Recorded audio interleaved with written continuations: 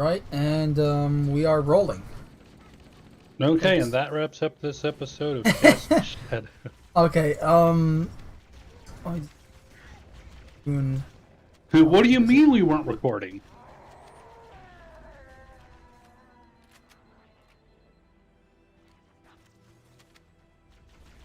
Okay, I don't know what I'm holding on to, but I'm holding on. hold on for dear life. Okay, so welcome to what number is this? Episode 15 of Insert Name Here, and we're gonna be doing, I guess, a live reaction and analysis of the Halo TV show trailer. I still haven't watched any of them. You haven't. Oh. We've been making fun of this show for pretty much as long as we've known about it, which 2013. So let's just watch the trailers and see how good or how bad they are. Wait, hold on. Where's the link? I'm gonna screen share. Help.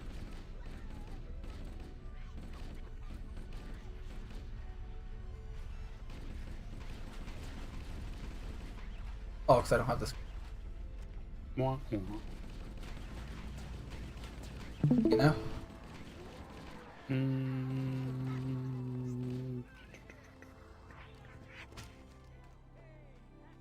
Yes. No sound though. Well, I haven't played it yet.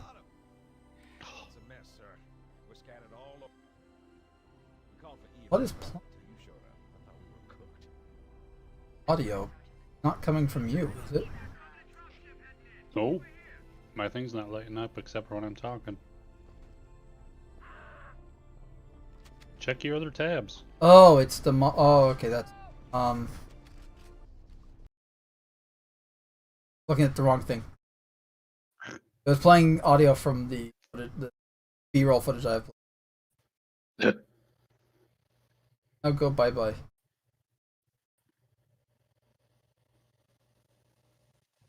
Rec screen. Alright.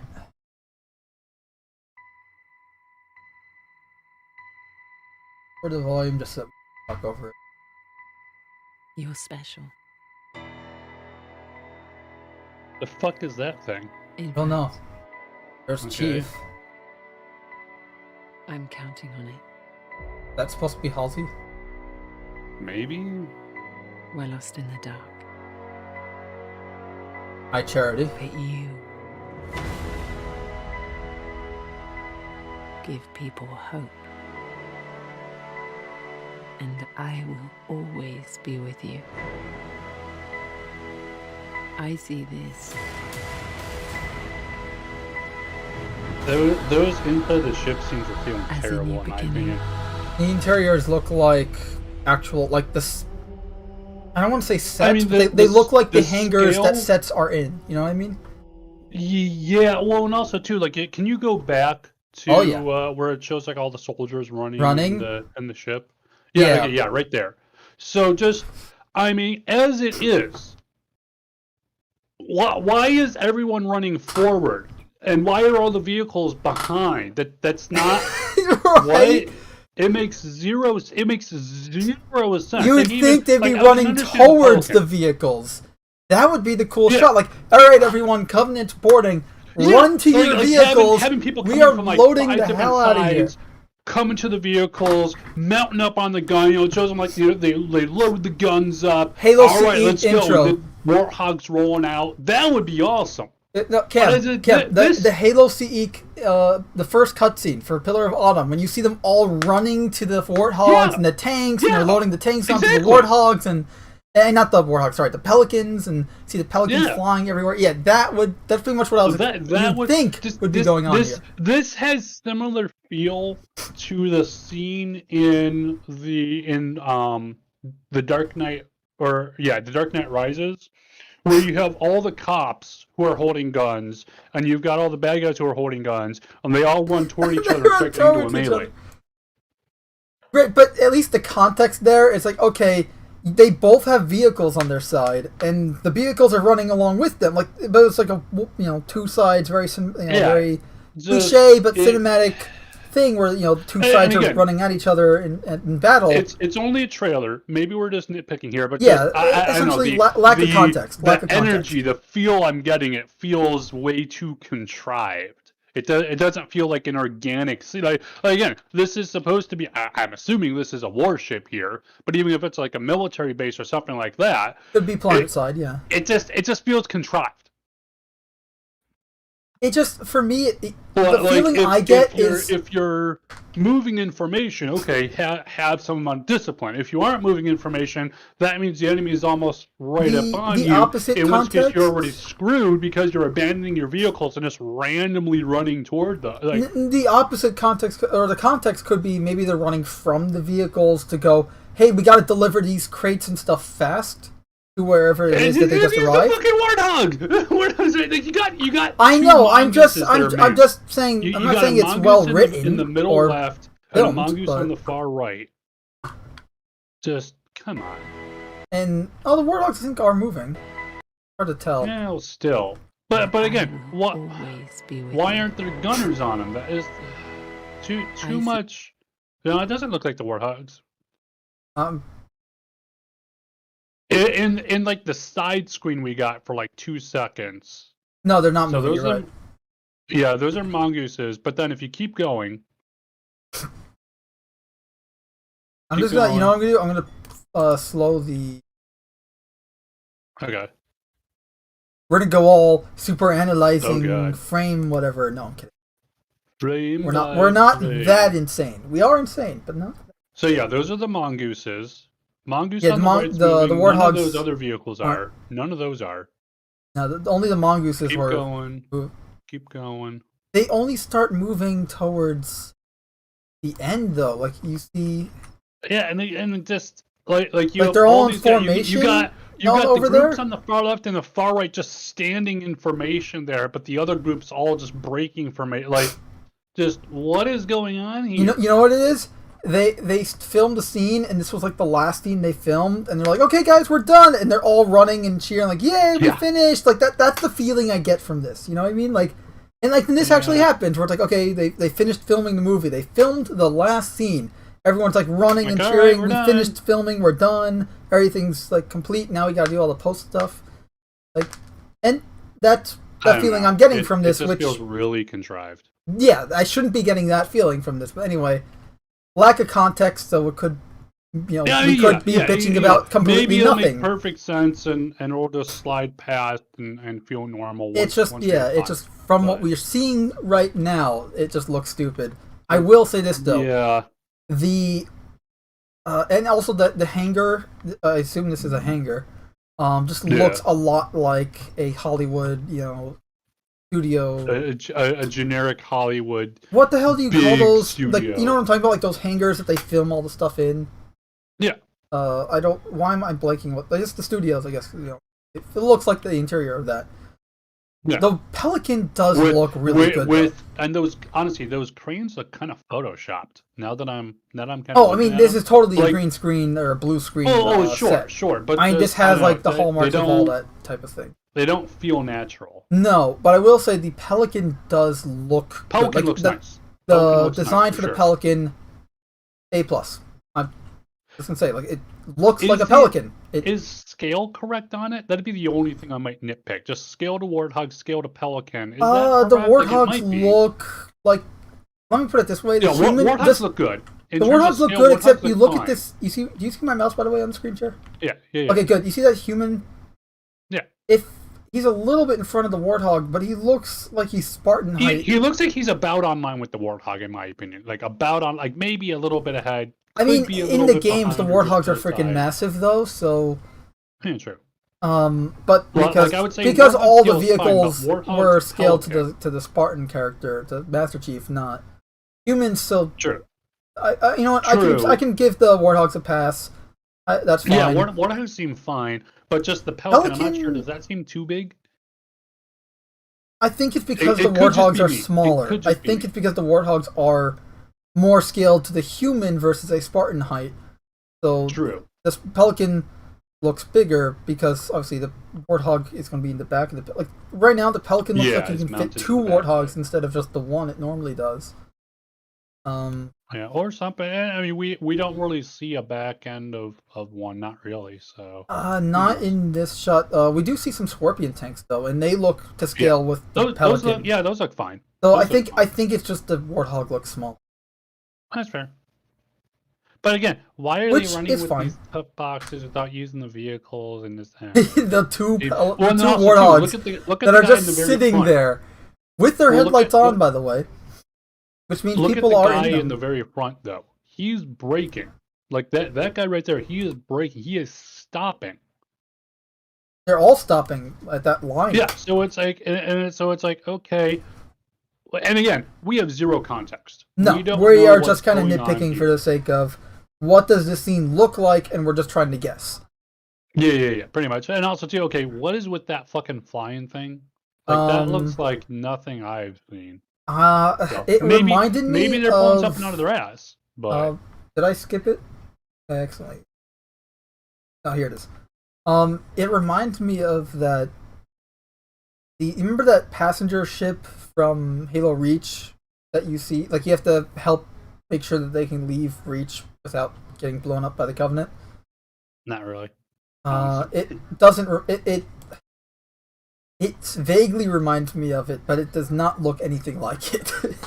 Like it looks moderately human. It doesn't look alien. I think it's human. I don't think it's Forerunner.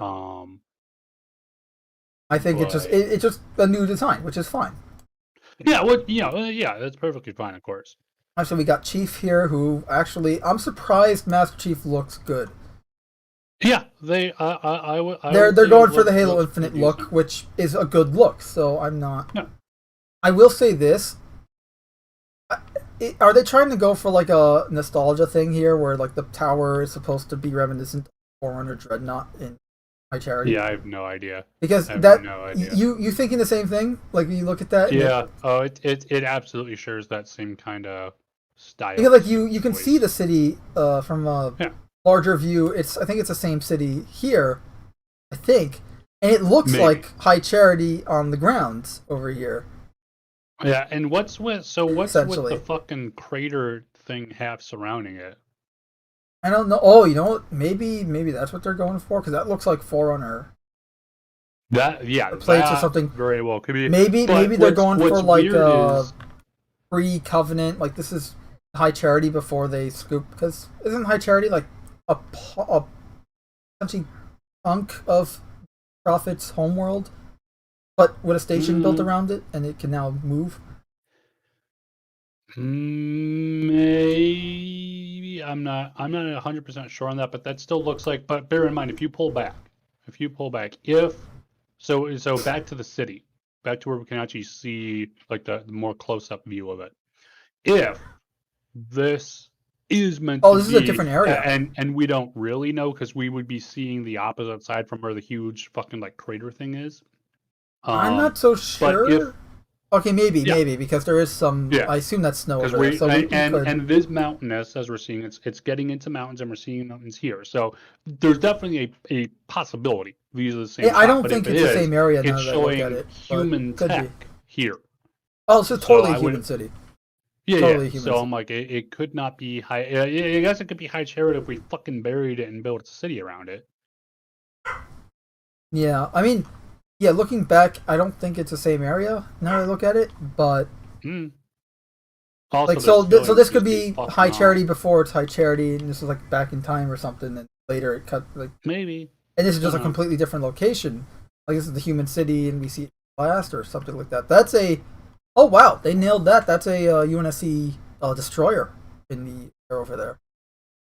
Is it? Yeah, I can. It's got a very distinct nose. I want to see it move. So that's pretty cool. I assume this is the actress that's playing Halsey. So remember when we talked about the show months ago, when we got all the details last year, 2 years ago, we were talking about it and how it's like, we're gonna have. First off, we already was it 2019? We learned this show isn't gonna be canon.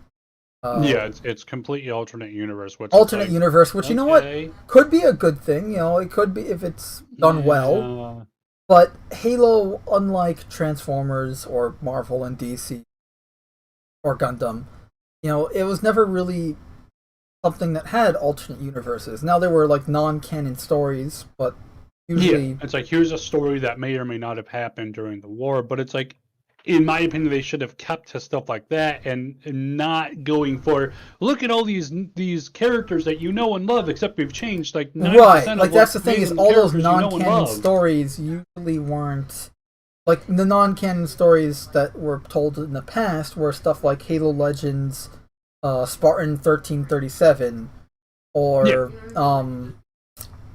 Spartan character in Dead or Alive 4, where when Bungie did that crossover with the Ninja Gaiden developers, which is how we have Hayabusa in Halo 3. But yeah, so stuff like that. And in this case, like again, like that was the thing, was all the non-canon stuff was kind of like extended universe that you could take into canon if you want for your head canon, but it wasn't canon. It's kind of like how old Star Wars extended universe stuff worked. Whereas like Transformers and Gundam, Transformers was created with 3 different continuities at the time of its creation: Marvel Comics G1, UK Comics, and the cartoon, and technically a 4th if you count the toy lore from Japan. Gundam, obviously you have the UC and Gundam Wing, all the other G fighters, Build fighters, whatever. In Marvel Comics, they've had the What Ifs and what have you. But Halo, there were no alternate Halo universe. There was only one Halo universe. So, I know a lot of people that are already turned off to this show because it's not canon. And one of the biggest gripes that you and I have had about this show was that girl, that orphan that the Covenant find and raise to hate humanity. Yeah, it just made zero sense. Like, it was utterly, it was literally just someone's fucking shitty fan fiction that they got pushed out there, and it's just like, what? It literally made no sense and countered several established canon pieces here. For starters, why the Covenant are trying to kill humanity in the first place? Well, because they want to kill all of humanity. It's not like only these people or only the UNSC. No, all humans are essentially kill all humans, except that's what the Covenant. And it's like if you think they're religious zealots, that was the whole point. Yeah, it's literally they're if religious you really zealots. want to look into Men, it, women, it's children, a metaphor does not for matter. They'll kill you all and move on. And obviously, the reason for that was the prophets learned. Originally it was like the prophets, the Forerunners were humans, or it was hinted that they were humans. The prophets learned this, or learned that, and we're like, oh shit, or however you want to look at it, powers. whether the humans were Forerunners were humans, or the Forerunners designated humanity like to be the next humans, whatever. Like they're like, oh crap, we can't let anyone else know. They find out we're because pushed out of it power, threatens their and so power. The humans are in charge, so or at least having to share power. Either way. Right, so because to say the same Healy, the elites learn, oh crap, the humans are important because the Forerunners say so, or the humans are Forerunners. They're gonna say, oh, they need to have the power or whatever, and there goes our power. So to keep our power, we're going to kill all the humans. That was pretty much the goal. And humanity and build a religion even further about it. A heretical enemy, blasphemers, all of them must be killed to succeed in the great journey. Blah blah blah blah blah. Kill them all. Well, the prophets always revered the Forerunners as gods. That was always truthful. Yes. But it's like, because you learn, humans were actually Forerunners, or the humans were designated by the Forerunners to be whatever.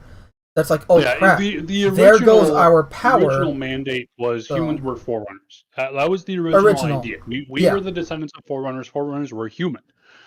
They then changed that and was like, well, Halo we don't 4 like that changed it. We're going to make a new one. one. Technically, the Forerunner trilogy of books prior to Halo 4 changed it. But yeah, essentially when 343 took over. Remember, it was the book Fall of Reach that established that humans were Forerunner. Well, even if it's not the book, Halo CE kind of hints Or towards no, it. I'm sorry, Contact Harvest.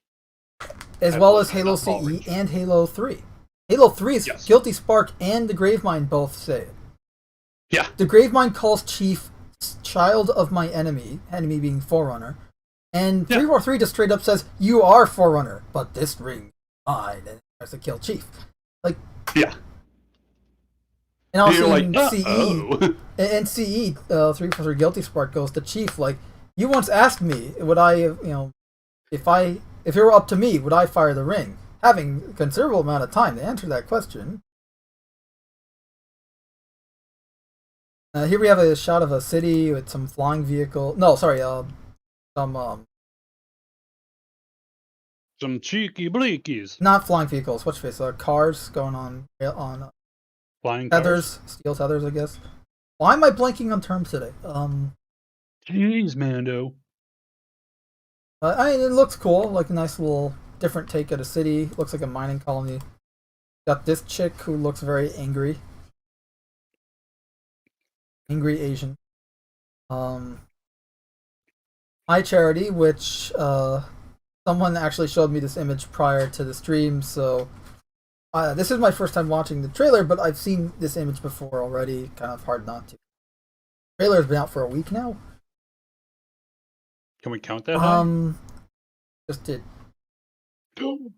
Obviously, you can compare this to Halo 2's High Charity, which I'm because I can. Shall. Can you? Shall you? Shalt you? Mein Gott.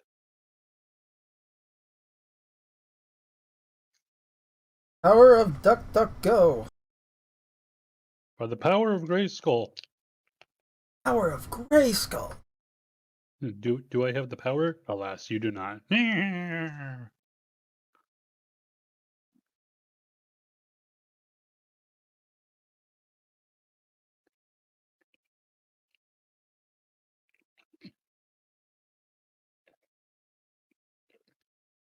I'm trying to find like a Halo 2 universe just for like the best comparison. Like the updated video. Ooh. Or I can do. Can you though?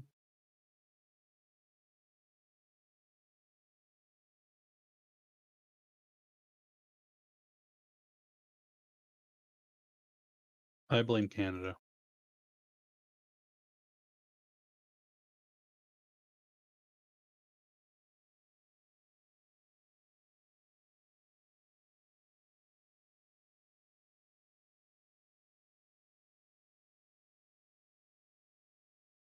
Okay, so here's the different High Charities.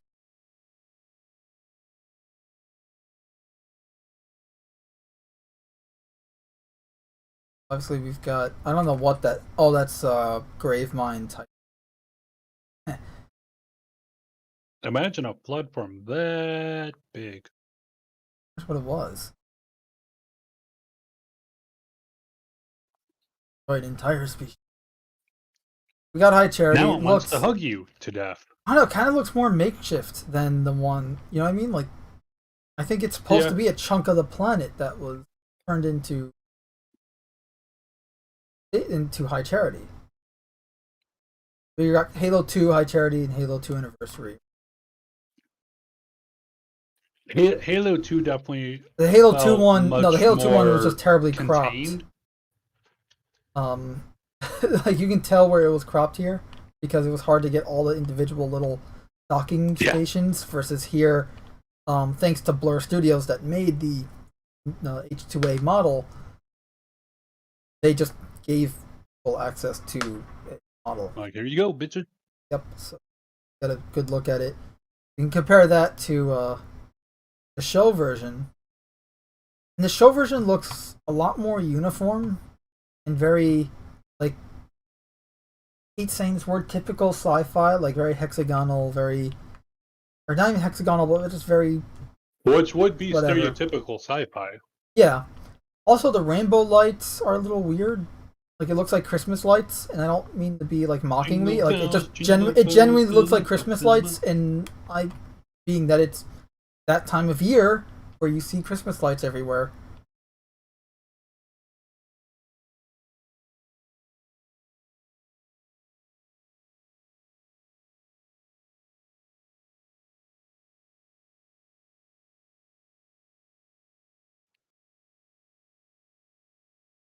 Almost like I don't have experience. By surprise.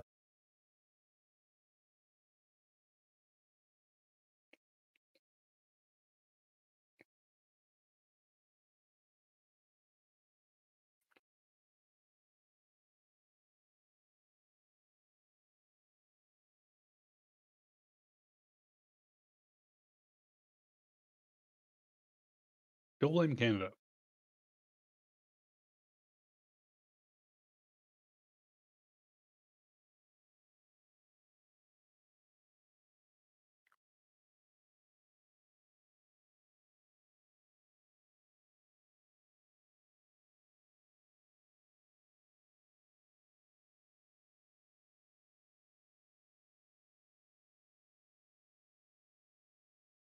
Unless that's what they want, you think.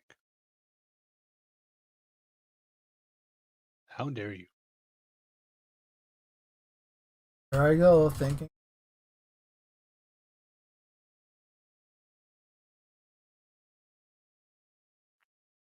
Okay, so I got an image of High Charity. Show off. From Halo 2. Sure, that's classic Halo.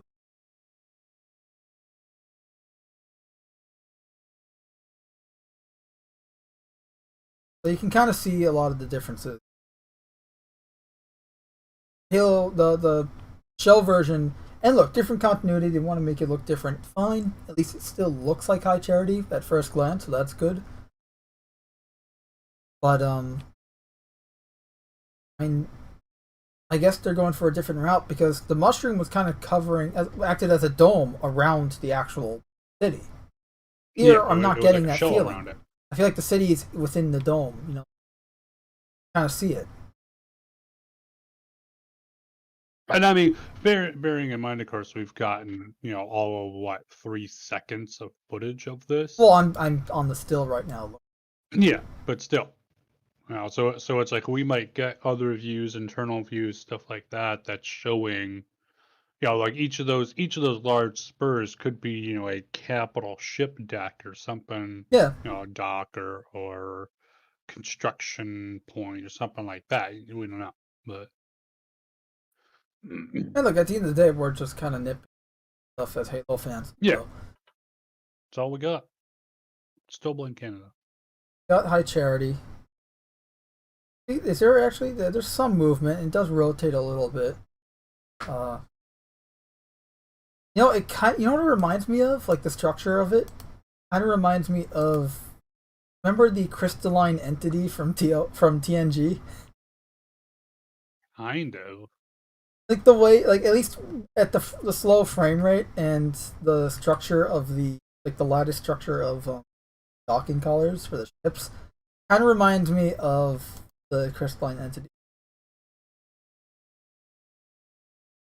I can see I assume that's a super carrier flying towards the camera, foreground over here.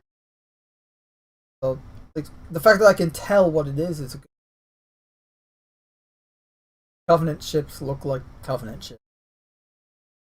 I don't know who this character is supposed to be. Just right off the bat. Then again, like I don't know many of the actors that are in this project. At least by looks. Like I know the names because I've read the names countless times on the channel, but don't like I know this guy's supposed to be playing, I think, Thorin 066, like an ex-Spartan. One of the failed Spartans, I think. Yeah. I wonder, is the kid here supposed to be like a young chief for doing that type of thing? Got the running grunts. I don't know who this is supposed to be. Really a naval officer of some kind. Then we got the Spartans here. Hit play? No, I didn't hit play. So we got some Spartans. I assume this is knockoff Blue Team.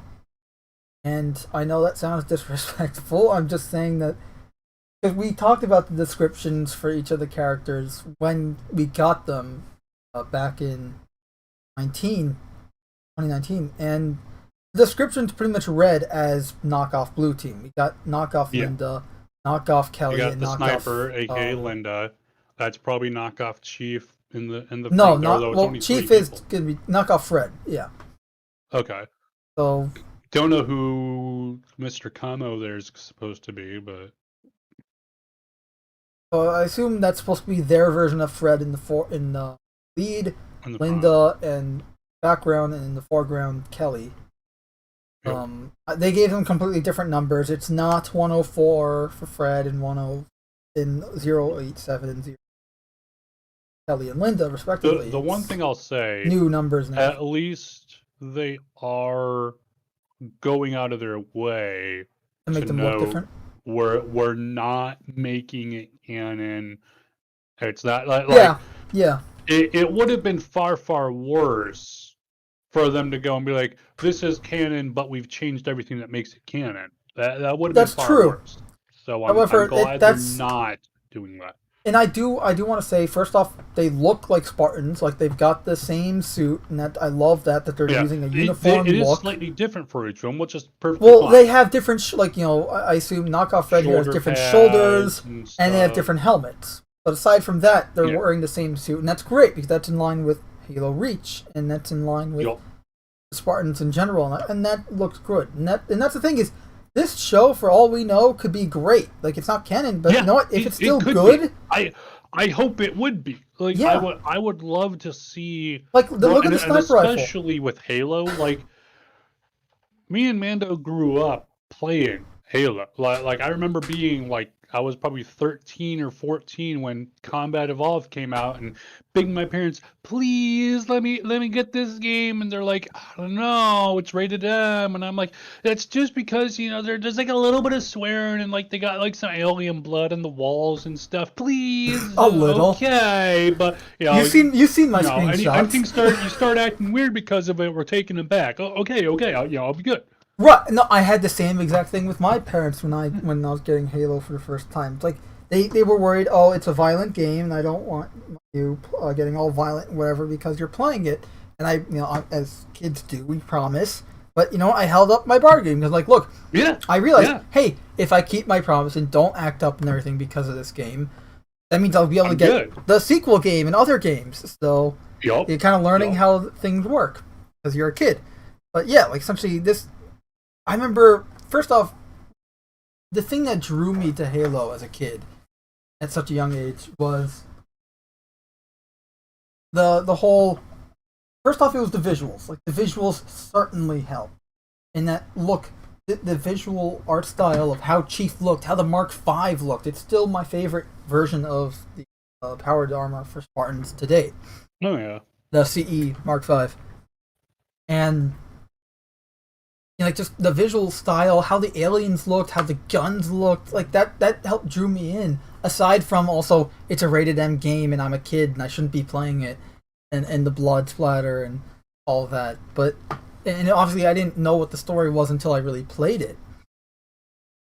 But like, that's the thing, is that's what drew me to it. And obviously nowadays we're kind of seeing that go the way of the dodo.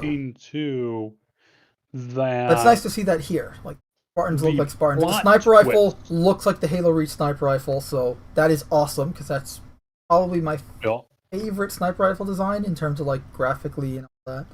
Well, and it's based on a real rifle. Right. Don't remember that. That's what I like about some of the Halo rifles. Not all of them are based on, like, the assault rifle are all based off of real weapons. No, the assault rifle is not. The assault rifle is not on a real rifle. Yeah, it's based off of the fucking shit. What was it? No, I know what it is. I know what it is. I know what rifle you're talking about, but that rifle came out after Halo CE did, or the same year. And obviously, the assault rifle's been around since at least before 1999, because Master Chief, even in the old Macworld's 1999 Macworld version of Chief, is holding the assault rifle that they later used in the same models. I mean, look. Either way, Okay, the no. the Tavor, the Well, Tavor hold 7. on. Yeah. The actual rifle that the Halo basic assault rifle is based off of is the FNF 2000, which was also made pretty famous by the Splinter Cell games.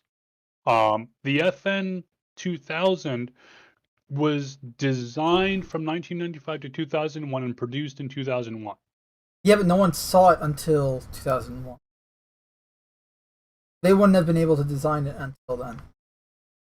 Which Well, no, because so when did it Combat first Evolved came make out an appearance in a November. gun show? So That's when they so would have been able Combat to see Evolved it. came out November 15, 2001. Yeah, So when did it first make an assuming appearance? A gun show. well, sure, but assuming too that the production was not top secret, which I don't think it was, then it made its debut in March. According to Wikipedia, it made its debut in March at the IDX Defense Exhibition. But if the development of it was not classified and it was known, there's no reason that couldn't have been their basis for it. So I would still go with it was based off of a real weapon. That was just the first time they were like, here is this full production ready to go rifle, but there would have been public appearances of it unless it was classified, and I'm not seeing anything that says it was before that. Because bear in mind, it was 6 years before that it was in production. So they would have been like going, hey, check out this new assault rifle we've got. Although I will say, I loved using that so much in the Splinter Cell games. Well, I mean, another Not bullpup. to segue too much here, but Yeah, well, another bullpup. I would die for another good Splinter Cell game. Not really, but you know what I mean. A good one, specifically. Yes. Also, another bullpup assault rifle would be the IWI Tavor. The Tavor 21 came out. Yeah. They're like first in service in 2001. That, actually, I'd argue specifically that was the inspiration for the battle rifle in Halo 2, but Tavor 7, which is pretty much the battle rifle cartridge in Halo, or the assault rifle cartridge in Halo, or in Halo 7.62 by 51. But anyway, the point is, like, it was a sci-fi looking gun, but it had a real world feel to it. It looks like a sci-fi kind of weapon. Yeah. Anyway, also the Spartans look like Spartans, and that's great. That's what I like about Halo Infinite, to an extent, is at least the Spartans look like Spartans. I just hope that they get the size comparison to Spartans right, like where they're 7 to 8 feet tall, and they're essentially two heads, at least 6 to 7 feet. Two heads taller than a human being. Like, human beings should not reach past their chest. In the armor. And obviously, so we got 1, 2, 5 on one of them. I think this 1, 3, 4. Yeah, 1, 3, 4 on the other chest. So I don't know what the third one is, but that's their Pelicans look good. I don't know who this guy is. I assume that's Chief, because green. The other Spartans were black. Yep, there's Chief. 7. And it very much like his Halo Infinite appearance, which again is good.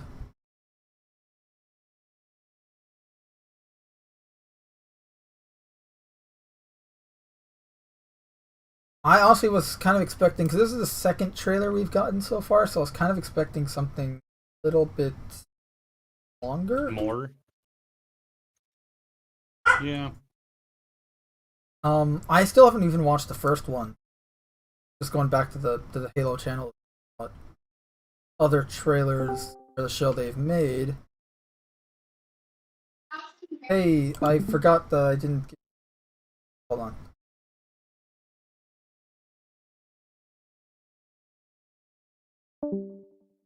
Sorry about that. I forgot. I have to manually give people permission to the channel. Jeez. Yeah. No, wait. No. That's not correct. Oh no, it is correct. My mistake. Okay, I know. I'll figure it out later.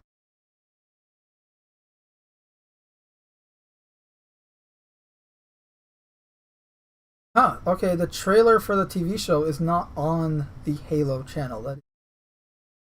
That is it. Well, it could be because it's non-canon, so it's not using canon. Or just it's not game I related, don't know. so I still blame Canada.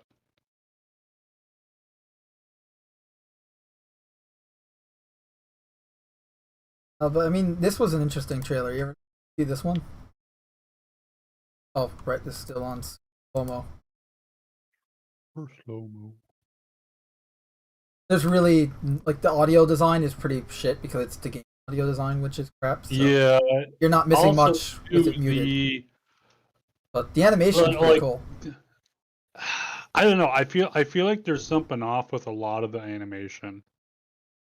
I think it's a frame rate. Digital Foundry, who I know a lot of people. Yeah, it might be the frame like or rate. didn't Just like. because if you go back, they to when she noticed- was, like first running. They noticed that during the cutscenes in the game, because they did like a breakdown on the graphics of the game, and they noticed how the frame rate was. There's frame skipping, but purposefully done Yeah, frame skipping there's for the frame animations. skipping. And one just it seems like there's times where it's like Chief's upper torso will move, but the lower body does not move with it when it should. Which Like, is especially when fine he's when up you're in the air playing and the he game turns, like, because his torso turns, but his legs don't. It just looks really weird. I don't know. Maybe it's just me, but like you see that little turn he did in midair, and it just looks weird. Yeah, like right here, bam. yeah, Right when he turns, it's just the upper body. Like the legs are like perfectly still, practically. it it looks just- a I bit don't- like I the don't know. in-game animations, which Yeah, maybe it's just that they're trying to finagle the in-game yeah, like which engine. they've been trying to do a to- lot of like merging the in-game experience with Yeah, narrative. and I'll whatnot. say if that's the case, they did okay. Yeah, I won't call it bad. I won't say it was great because like I said, just something in my head is going. It's weird. It's off. There's something wrong here. It's kind of like that uncanny valley feel. maybe it's just me. You know what I mean? Still, Halo Landfall. Give me that. Yes. Give Okay, so me we'll watch. that as We'll, a TV we'll show, rewatch please. that in a sec. Here's the first trailer. Hold on, let me unmute it because I haven't watched this yet either. So I assume that's Chief or got all the Spartan scars on it. Maybe. This is the teaser trailer. The other one was like the full trailer. This is just a teaser. So it's just like, there it is. That's the whole trailer. Yeah. So it's just Chief putting on the suit and Didn't they have to have like a whole fucking bay to put on the suit originally? I mean, originally, yeah, it Could was be all wrong. they had. It was you can't just take on and off the armor. It's a whole Yeah, like a it's machine is not like needed. you just like throw it on and like lock the bracer in place or throw the torso on over it's an exosuit. It's not the Iron Man like in the comics and even some of in the movies it was implied like Iron Man can take off his armor wherever he however just and whenever he willy-nilly, wants. it pops open like It's the Fallout super 4 high tech power power. armor, but he designed it so he can just take it off and put it Yeah. on whenever. Older armors required time, and the newer armors he can just do instantly. But Yeah. the Mjolnir powered assault armor in Halo is you need a freaking gantry to put that thing on. I love seriously. This thing is give so good. This. Exactly. So Give here's the us thing. this. So we talked about this before we went live, but I want to talk about it in that I hope the Halo TV show is not a character deconstruction. Oh, that's probably why no one live. What the hell? Why won't this? There we go. The announcement in the Discord didn't actually send, but now it did. So we're good. Are we? So with Halo TV show, which I think they're just calling Halo, the Halo TV show. From the descriptions we've read, if you want to know what they are, we can talk about it. I'm trying to get the article up because I don't remember what it is, but we've done a video on it before, so you can just look those up. And people have done videos on them that have done it better than us, so you can just look those up as well. But essentially, Captain Keyes is being race swapped. And the guy playing him looks like he'd be a perfect Johnson. Swapped. Miranda Keyes is also being race swapped. An entirely new character with the same name. Right. She's now a scientist who is specializing in Covenant, whatever. Just a whole lot of design choice. Essentially, they're keeping the names and making entirely new characters. Right. Which I'm not a huge fan of, even if you're doing an alternate universe. Because it's like, why bother keeping the names? Exactly. Like, if you're doing an alternate universe, might as well just make a new character at that point, or just rename them. But just this level of like detail of props. So we were talking about this before we went live, and that is, we wanted, like, when we heard about a Halo TV show way back when it was announced in 2013, same E3 press conference that they announced Halo 5. And then they gave us 5 years, to quote Captain Cutter, 5 years. 5 long years, right? And then they finally gave us an announcement on the TV show, and that's when we get all the updates and stuff. Which is why people mistakenly say that it was announced in 2018, but it was really 2013. Then 5 years was dead silence. Because in 2013 at E3, when they announced the show, it was announced that Steven Spielberg would be involved in some capacity, or his studio or something, and blah blah blah. And then it changed when they kind of gave us an update in 2018 saying, "Hey, this thing is still alive. It's just in development hell, but it's still alive." And then in 2019, we got all the nitty gritty details about the who's going to be in the show and when it's taking place, and then learning that it's not canon. And now it's 2021. Because 2019, when they gave us all this info, it was supposed to come out at the time, 2009, fall of 2019, September. Then it was delayed to 2020. Then it got delayed again to 2021, and now it's delayed to, I think. And honestly, I don't. Doesn't matter because I won't be able to watch it because I don't have Paramount Plus.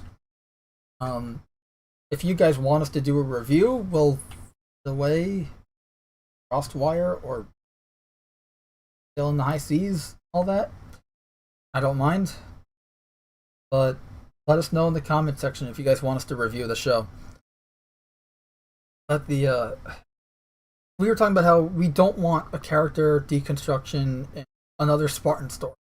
Like, as cool as Spartans are, and as fun as they are in the games, I'm sick of 343 doing these character deconstruction, humanizing the Spartan stories. Because, like, take a look at the games they made. Halo 4, 5, and now Infinite are pretty much just deconstructions of the Master Chief. Who is the Master Chief? And it's just, when you're doing something that's supposed to be special... When you're doing something that's supposed to be special all the time, it's no longer special. And character deconstruction is something that you should be doing once every 10 years. Because it's essentially the purpose of a deconstruction. It's almost like an origin story. It's an origin story without doing an origin story. Origin stories of a character over and over again. It's like, okay, we get it. Give us something more. It's essentially an exploration of who is this character. That's what a good deconstruction is. Like Nightfall, the story Nightfall for Batman. That is a character deconstruction story done well, because it's essentially telling you who is Batman, why is he Batman, and what makes him Batman without going through the origin all over again. That's what a character deconstruction is. It's doing an origin for a character without doing the origin for the character. Or telling you who this character is without doing the origin. And like, again, Halo 4, Halo 5, sort of, because Halo 5 story is kind of shit anyways, but now Halo Infinite again, and all the books in between those games as well have done it. And just feels like ever since Halo Reach, not the shit on Halo Reach, but just that sometimes, like, when you have a really good thing and then it becomes the normal to do that one good thing, like, it's kind of like the silver lining, unfortunately. You know, like, Halo Reach, right, it was the first game to show us Spartans as people, essentially. Not these just unstoppable super soldiers, but as normal people that can get killed. And that was great. But then when everything becomes that, it's not great. Nope. Like that was a good thing to do, and then Halo 4 should have just been, okay, now we're back as the Chief being the Master Chief that we all know and love from Halo 1, 2, and 3. Not, let's do this character deconstruction of who is the Master Chief and blah blah blah. And I'm just not a fan of that. Like, I don't want this whole like thing. we want to see And more of this universe. also just all the continual books. focus on Master Chief. Yeah, and just all the books and all the games since 343 have taken over have always been about humanizing the Spartans. Who are the Spartans type thing. And that's great to do, again, like once every 10 years or less, like once every 10 books or 10 mediums, right? Like book, TV, whatever. Yeah. Like, you know, when it's all you but get. when it's all you get with the odd thing here and there not doing that, it sucks, especially with Halo's unit, you know, specifically in Halo, where the Spartans are supposed to be, like, they were originally created in terms of, not like in lore, but in terms of storytelling, they were created to be these pretty much unstoppable super soldiers that you, the player, would play as. And then you have in the lore... Well, originally they were also, too. They weren't, and a lot of people don't realize this unless you actually read the fucking books. The Spartans were originally, like, as a program, as a entity, the entire reason for the Spartans' existence, essentially, was that the UNSC wanted super soldiers to be going after the insurrectionists, which were essentially people who, in the outer colonies, Pre-Human Covenant did War. not want to go and kowtow to what the UNSC was saying. Hey, like the UNSC being the centralized government of Earth and all of its colonies, then they're going, hey, you need to do this, you need to do that, this is the way things are going to be. Outer colonies going, hey, fuck you, we should be able to make at least some of our own rules and kind of live how we want to. The Spartans were meant to be deployed against these insurrectionists because they were escalating to terrorist attacks. They were in some occasions too, like Master Chief and Blue Team as as children, like were sent as operatives to shut some indie operations down. I mean, older teenagers, but yeah, still children. You know, still under 18. Yeah, they were like, 14 I think they were like 15, or so. 16 when they were actually being sent on their first missions. Now, bear in mind, they had before been in they had the armor since they were 6 years old. But well, yeah, they were conscripted. The reason they're called Spartans is like Spartans of old of Greece, where they were children trained to be soldiers. Yep, they were kidnapped, conscripted at age 6 by the UNSC, and then from there, heavily tested, trained, etc., and given all kinds of both chemical and technical upgrades to make them stronger. They were faster, genetically smarter, augmented to become these super soldiers. They become the ultimate soldiers. Yeah, and honestly, they succeeded by and so. large. There were also several Spartans who were essentially crippled one way or another through the processes as well. I will say this for the UNSC. Pretty fucking bad to go and kidnap kids and start training them to be your super spec ops soldiers, but they still did look after all the Spartans who did get fucked up one way or another through training. They didn't just like put a bullet in the back of their head and dump them somewhere like they could have done and like many other entities were. We are meant to see the UNSC as, generally speaking, the good guys, even if they don't always do good things. We are meant to see the UNSC. Oh, okay. Found out where we're streaming to. We're streaming to the wrong video. Okay, so we're streaming to the video I set up for Wednesday, and that's not good. So fuck you, YouTube, because YouTube does this all the fucking time. This video was set for Wednesday. Somehow we're streaming to it today, whereas the video I set up for today is still waiting for us to be streaming to. And that's why I haven't seen anything in the chat and why we have 0 views. I apologize for that, but it explains a lot. So what I'll do right now is just quickly change things.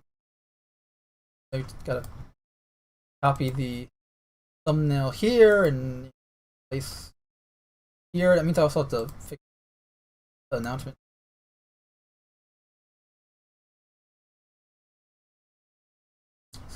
Apologize for Double that.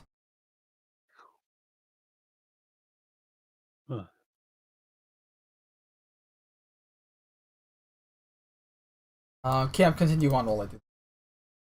Okay, so barbecue sauce everywhere. So pretty much, But yeah, so the Spartans were originally meant to be used against human freedom fighters slash terrorists. Like the insurrectionists were definitely getting to the point where they were bombing civilian cities and stuff like that to simply get the UNSC to try to like leave them alone. Which obviously kind of backfired there.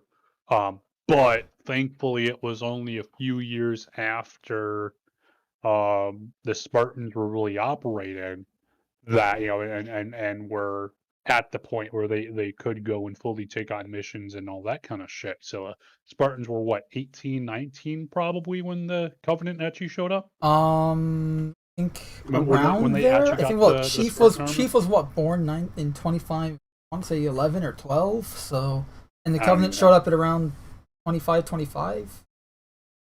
So around that age. Because I want to say it was they were all like 18 or so when they got the armor. They were, I think, actually 14 when they got the armor. No fucking way. No. Sorry, when they got augmented, they were around 16. Yeah, they were anywhere like between 19 to 21. But they didn't get the armor until they started fighting. Maybe the someone in the freaking chat knows. Someone in the chat knows. Yeah, they didn't get the armor until the Covenant showed up. Because it was on the same day that they were suiting up that the first Covenant ship came out. Well, that's why, because only 3 of them were at the time in the suits. Because I think they only had 3, right? And that's why it was Sam, Lynn. I thought they had enough for everyone. Because I thought all the Spartans were only 3 of them. Only 3 of them went out. It was Sam, Kelly, and John. No, there were more. I could have sworn there were more. No, they were all there, ship. But only the 3 of them infiltrated that Covenant ship where Sam died. Yeah, only 3 of them infiltrated that ship. Sorry, but I could have sworn there were more sets of armor. Oh, I you know what? It's been a while since I could have sworn. Well, here, let me go and glance at ye olde bookshelf here. Flip through the pages. Where the fuck? I've got too many bookshelves. It might take me a hot minute. Okay, I still have to figure out. Oh, my spleen. There we go. Okay, if you refresh the page, everything should be correct now. No, I won't. You can't make me. I can. That's not what your mother said.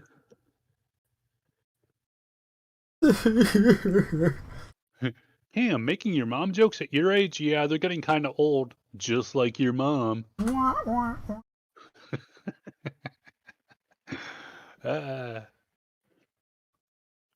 So YouTube's being a pain in the ass. Nothing here's new. My books. Anyway, so the Halo well, we're talking about deconstructing characters. Why it's bad? Yes. You don't want to have that be the normal because then it just essentially because through their training. Okay. Do you remember? What was that? Which book went through the Fall of Reach. First. Yeah, first. Fall of Reach. Yep. Okay. Let me start flipping through here. Man, it's been a while since I read these.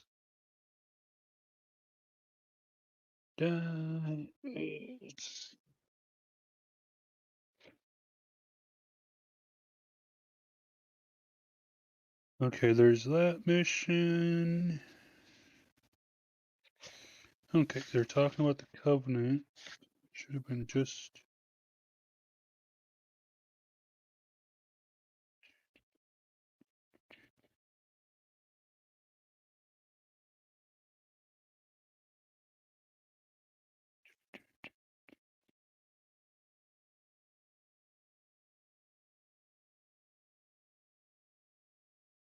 I feel bad for people watching just because they probably read the title and thought something they're talking about the Halo show.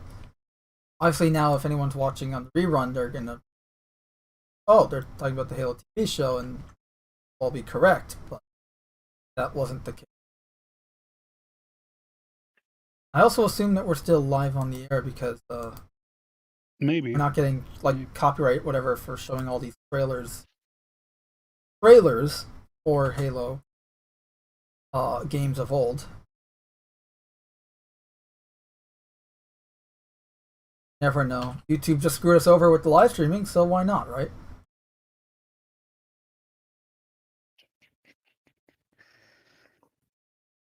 Still flipping through the book. Okay, here we are. Watching the video.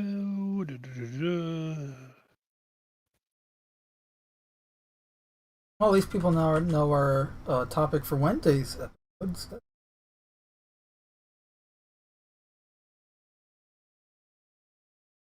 How are you guys doing in the chat? I still can't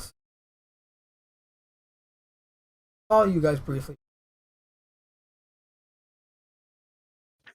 Okay, It's working. I'm reading where they're first entering the hangar. This is why I don't like when Where YouTube this screws us over like this, suits- because then we have to spend 10 minutes trying to 40. get everything working. There were 40 suits of armor originally. 4, so 4, I mean. Yeah, 40, Okay. 40. Oh, 40, okay. Yes, 40. So enough for all of them. Yes, or you know whatever class was there at the time, assuming they weren't all in one place there. So definitely more than enough for shenanigans.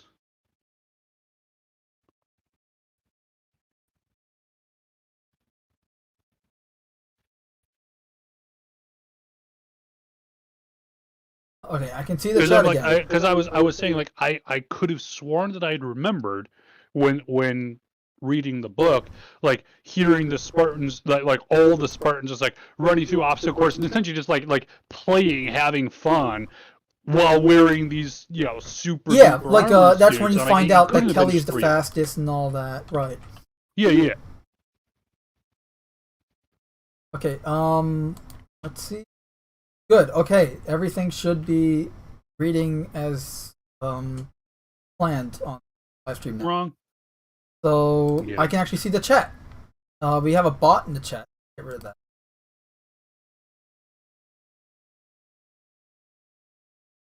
Or the bot. Is there a way to actually report as a bot? Wow. Report message: unwanted commercial content, pornographic or sexually explicit material, child abuse, hate speech, or harassment and bullying. I definitely hate speech. Hate speech for the bot? I mean, they're not saying anything. I'm gonna go with harassment because we've been getting a harassment by bots a lot.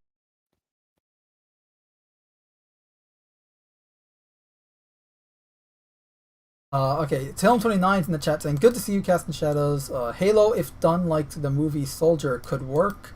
The history of Halo live action media is interesting, sad, and stupid. I would say in that order, and I agree.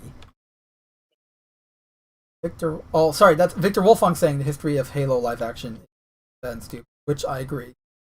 Victor says, Batman and Spider-Man are great examples of going both right and wrong. With character deconstruction, agreed. Yeah, as we just noted. Yeah. But okay, so now we're caught up with the chat, and everything's working. I would say like Christopher Nolan's Batman trilogy was overall, like as a whole, the trilogy was well done for a live action Batman attempting to be realistic Batman or even a superhero show. And I would argue that the Batman vs Superman with what's the guy's name? Ben Affleck. Ben Affleck, yeah. I argue that was not well done. Just in my opinion. I would agree. I thought he was a decent Batman, but the writing was just crap. Yeah, the writing was but that's completely separate. Isn't what I have an issue with. It's the writing and the way that the directors made the character that I have an issue with. Like, not against Ben Affleck as an actor, but the way the character was written, just I mean, when you have Batman flying around just mowing people down with right, miniguns yeah, and that shit, was it's just what? Yeah, because that made sense. It was messed up.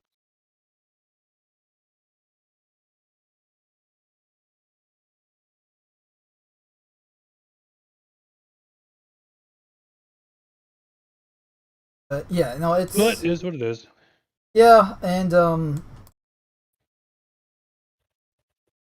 the thing with the Halo TV shows and just Halo in general, so I'm sick of the character deconstruction style of storytelling when it comes to Spartans.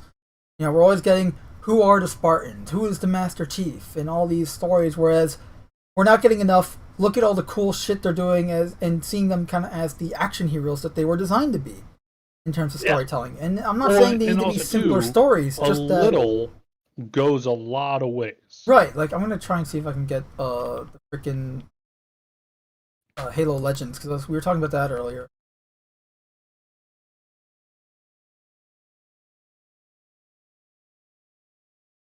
Actually, you know what? Last time I played Halo Legends, the babysitter, it got got the stream taken down during one of our Halo Infinite live streams. So I guess I'm not gonna play it for now. I'll just keep the Halo Landfall up.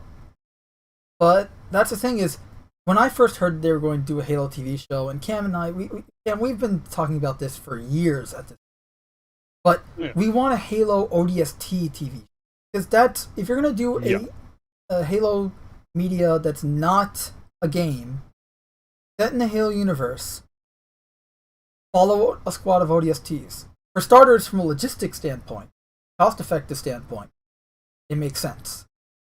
ODSTs are just they're essentially just humans. Well, they're just Marines, well trained. They're Spec Ops Marines. They're just well trained humans in better armor than a regular Marine, but they're still just human beings. So, and as you can see here, like they've made armor for ODSTs before. It's not make some prop armor for them, and there you go. You just have some regular guys in suits. You don't have to do any special effects or whatever for making sure the Spartans are lore accurate scaled to the Marines and all that. That's the first thing. Second, from a writing perspective, it makes more sense because again, you're writing human beings and not Spartans. Spartans, obviously, you're writing a very different type of character than you are a Marine. So you could have a squad of, say, 5 ODSTs, right? Similar to Alpha 9 and Halo 3 ODST. And you're just following these Marines through the events of the war, or during a specific event during the Human Covenant War. And it's a story about humanity and survival and how humanity never gives up, right? That could be your story there. And how you're watching these Marines essentially fighting very tough odds, but their humanity's showing through, and they're kind of just you see their ups and downs, and they're trying to just survive. And if you want to have a Spartan thrown in, okay, there's a scene. ODSTs are pinned down by 3 Wraiths and some Covenant infantry, right? Say a couple of elites, kind of helping with the armor, and all of a sudden, shot cuts to the rear of a Wraith and just gets lasered by a Spartan laser. Wraith blows up. And all of a sudden you have a Spartan just running towards one of the Wraiths, and then just punches the hatch of the Wraith, rips it off, either throws a grenade in there, or just throws the elite out of there and takes it and commandeers it and uses it to destroy the other Wraith, the second Wraith, and then he throws a grenade as he leaves Wraith to blow up the third Wraith. And this could be all within 40 seconds or so. And then obviously he dispatches the elites and goes over to the ODSTs and going like, you're safe now, whatever, and kind of just cuts and runs. And that's your Spartan cameo. This way, it shows you these guys, like the difference between an ODST and a Spartan. Like, ODSTs are good. Spartans are a completely different animal.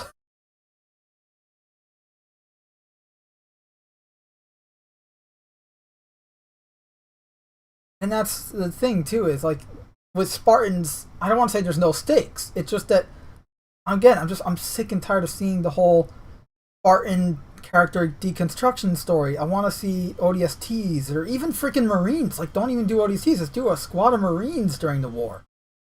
Give the Marines some love. Never. But especially since again, you can have interesting characters, and from a writing perspective, as an amateur writer, it would be so much easier, let alone more like creatively more freedom to write ODSTs in a Marines rather than a Spartan, because you can make them more human. You can, okay, this guy's got the wife at home, and like you can even play up to some of the tropes, but in a more unique way. And have something like Halo Landfall, but a TV series of Halo Landfall. Imagine that.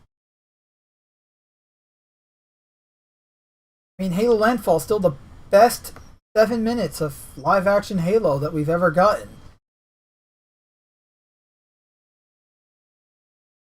At least I think so.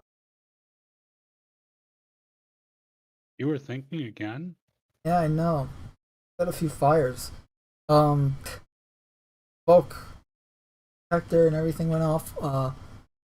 That's just, yeah, like I don't want to see more character deconstruction in general, not just from freaking Halo, but everything. Like Marvel and DC have been doing it a lot, but they were doing it from the woke side of things, not just the politically correct side of things, not just let's do character deconstruction because. And again, like you want a good Spider-Man character deconstruction, read a story like a good Spider-Man story from 1972, or Spider-Man versus Wolverine, where they go to Berlin. That is a good character deconstruction of Spider-Man. Another one is my personal favorite, aside from Spider-Man versus Wolverine. That's definitely probably one. But a good Spider-Man deconstruction is the story in I want to say 1991, where he gets rid of his powers, like willingly loses his powers. Turns out he didn't actually lose his powers, but he had a machine neutralize them, so they're still there, but he couldn't use them. And it shows you what happens, where it's like he's seeing people in need that need his powers, but he still actually goes out as Spider-Man, but without his powers.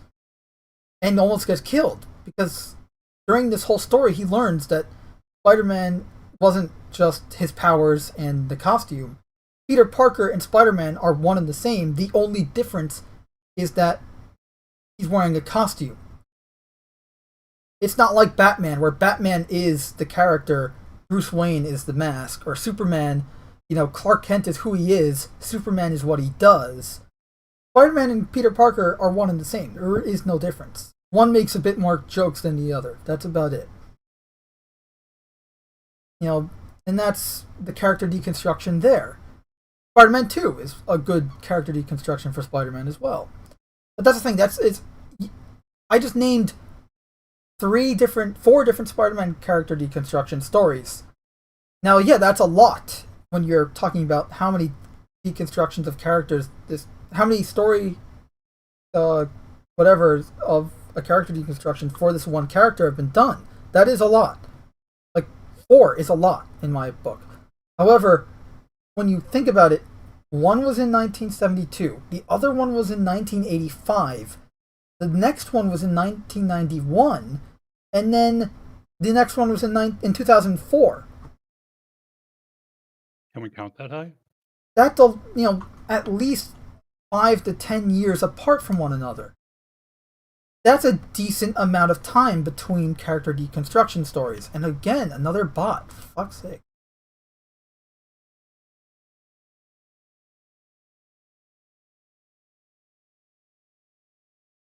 So, like that's the thing, like Batman with Nightfall in 1992 or 3. I'm not. Someone in the comment section or in the chat can correct me, but then in what was it? Had another one, obviously in like the late 2000s, almost a little over a decade later. So like you've had Batman deconstructions again, but decades apart, at least comic book wise. Obviously, movies and stuff were doing the same things, probably around the same time. Like the point is, if you're going to do a character deconstruction on any character, it doesn't matter. You can do it, but then the next time you can do one can't be for another 5 to 10 years, at least. Otherwise, you're doing it too often, and it's going to get tiresome. And the reason you do it, again, the reason for a character deconstruction story is to tell the audience, like a new audience and old, like it's a reminder, who is this character and why do they do what they do? That is the reason for those types of stories.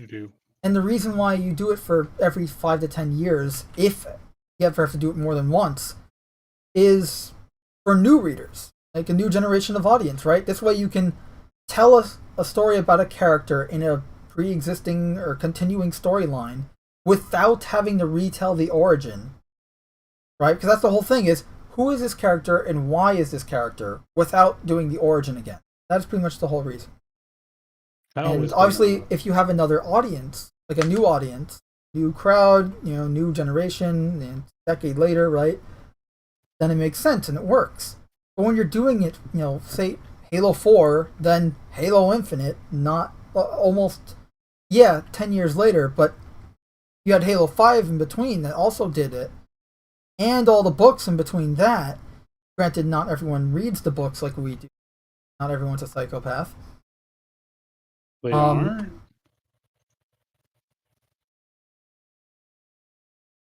It just, I don't know. It's just like that's the thing. It's too much. Like Shadows of Reach felt like a and Shadows of Reach was a good book because it didn't focus on the character deconstruction part of the story, but it was there and it was a little annoying when they did it. Still better done than I think Halo 4 and Halo. From what I've seen of Halo Infinite. Still haven't played the campaign. I'm sick of the character deconstruction stuff. I can't say it enough, clearly. If you want to focus on, I just also don't think that they should focus on Spartans for a non-gaming or non-book story. Especially live action. Again, because live action, you have the special effects costs, the prop costs, right? The practical effects, special effects, actors, post-processing, and the writing. It just makes logistical sense on every single one of those points to do a Marine or ODST focused story rather than a Spartan story. And I wanted to show footage of Halo Legends episode The Babysitter. The only reason I'm not is because I don't want to get the stream taken down for showing it. Because the stream seems to be going fine with just showing trailers. But in that episode, you're following a squad of, 3 ODST? Well, technically a squad of 4 ODST. One gets killed in re-entry. But it's 3 ODSTs and a Spartan. Early on in the war, one of the Spartan 2s is on with them, and this is, ODSTs, we hate Spartans. And meanwhile, you see this towering super soldier saving their lives over and over, doing impossible feats, going toe-to-toe in hand-to-hand combat with a brute, and a super large brute at that, chieftain. And you're seeing it from the eyes of the ODST, and how cool it is, and how superhuman it is. And then, obviously, at the end, they have the Spartans sacrifice themselves to save the ODSTs, because at the end of the day, the Spartans' primary program is save humanity no matter the cost. So, they sacrifice their lives to make sure the mission gets done. And obviously you learn that, he not he and all that, but that's irrelevant. The point was, you're following these ODSTs and the Spartans kind of along for the ride. And that's how you do it. If you're going to do a live-action TV show set in the Halo universe, say it's, I think the Halo TV show as of right now is 9 or 10 episodes. Originally it was 10 episodes. I think they lowered it to 9. I think. Be wrong. But,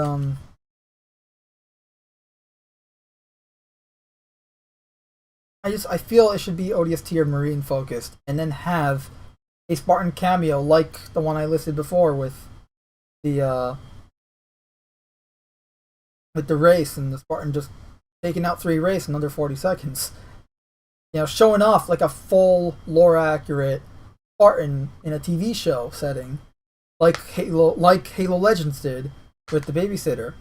You know, but just it's brief. It's there for maybe 1 episode, and that's it. Kind of just to show you in like this low point for those characters that you're following.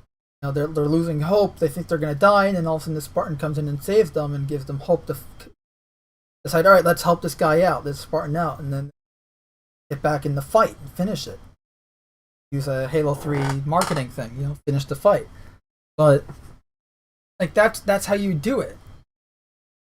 And also, again, it leaves you room to build actual characters that the audience can identify with and kind of feel for when you're doing ODSTs. And you can do it with Spartans too. I mean, take a look at Halo Reach, right? With Kat and Carter and Jun and Emil.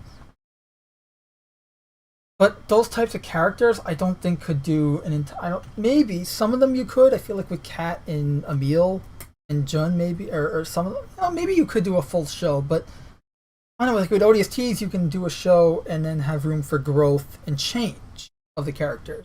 Versus, I don't know. I just feel like an ODST. I rather have an ODST focused show than. I want to see Halo Landfall the movie or Halo Landfall the TV show, like what we got there, because it was great. It looked awesome. Yeah, everything about it was well done, in my opinion. Yeah, I mean, we were showing the footage before. Now I haven't been keeping track of the footage showing on the screen right now. I think the Discover Hope, but. The Halo Reach live action trailer is showing right now, where Kat loses her arm. The previous Noble 6 blows himself up on a Covenant ship.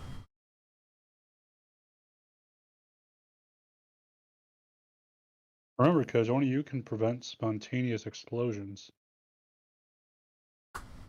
But yeah, it's just I want to see more of that. I want to see more of that. Yeah, obviously I'd even show freaking Halo. What was the Halo Forward Unto Dawn, the live action movie there? But I can't because again that will also get the stream taken down. So I'll just be kind of cycling through the same live action footage again and again. Apologize for that. Oh, it's not playing. But it's still like I want here this time I'm gonna play it with freaking audio just because it's so great. Just Halo Landfall really got it right.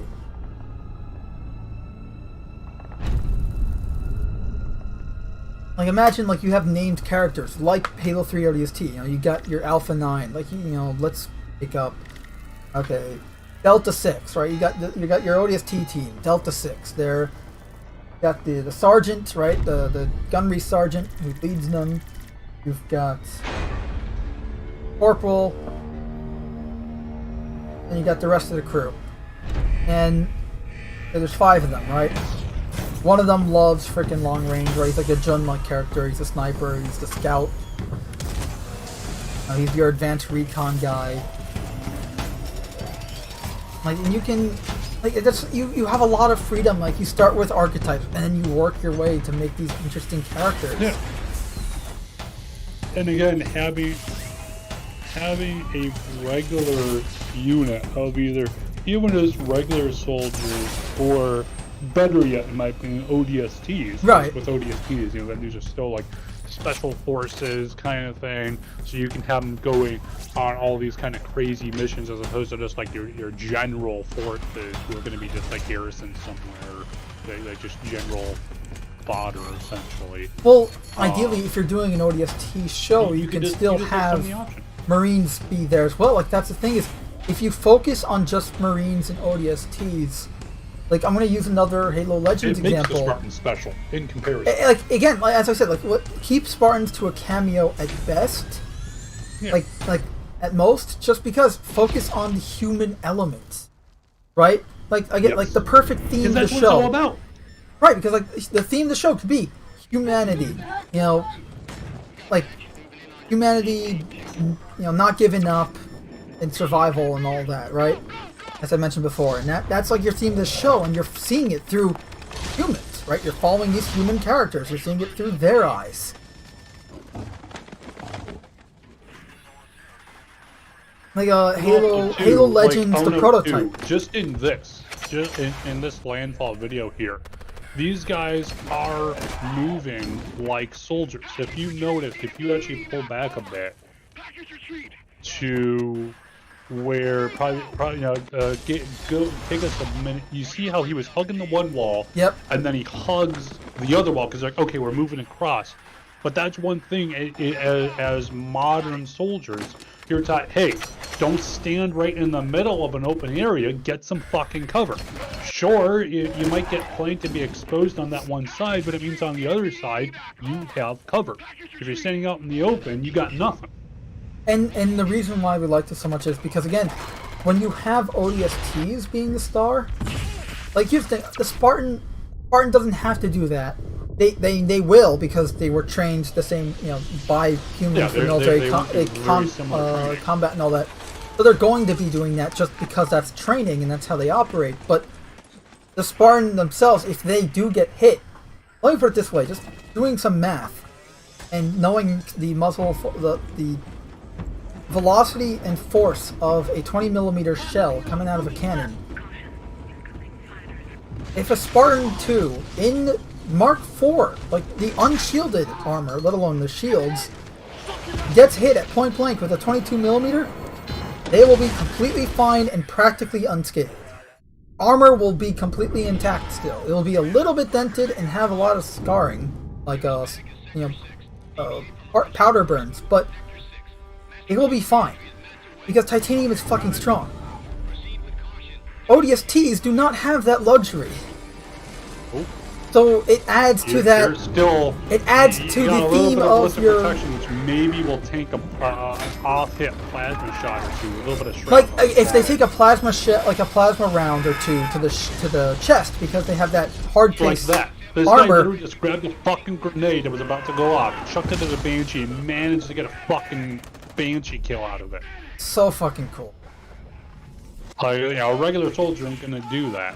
Like a Spartan could probably jump up to the Banshee and like hijack it from there, but like an ODST will have to be lucky to just get that type of kill.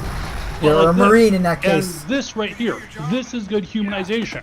Okay, guy's helmet is off. Okay, they're checking him for wounds. The rest of the squad is going in and protecting him. And that's the thing, though, is that when the reason why we want ODSTs rather than Spartan-centric TV shows, because we're a Spartan-centric TV show, you'd have to focus on humanizing the Spartans, whereas with ODSTs or Marines, they're already human. You don't have to humanize them because just the regular situations they will be in will always be humanizing. Whereas, not to say that Spartans aren't human, but they're not really anymore. They're more than human. It's like Superman. You have stories humanizing Superman because he's not human, but characteristically he is human, but he's Superman. He's invulnerable and, bulletproof and all that. But here, which is why they have that one story where he's, remember where he gets sent to the future and the Earth is now orbiting a red sun and he has no powers and he meets Vandal Savage. He has to get sent back in time. In the episode of Justice League. Like that, obviously that's how a humanizing episode for Superman. But like for the Marine, you don't have to do that because they're always in risk. A single shot can kill them. Like as you see, where like that spiker spike impaled that one Marine, and the ODST, I mean, where like medic is helping him while the other Marines are providing cover because he has to get to the laser pointer so that he can mark the trajectory of Chief as he's falling into orbit. Or falling out of orbit.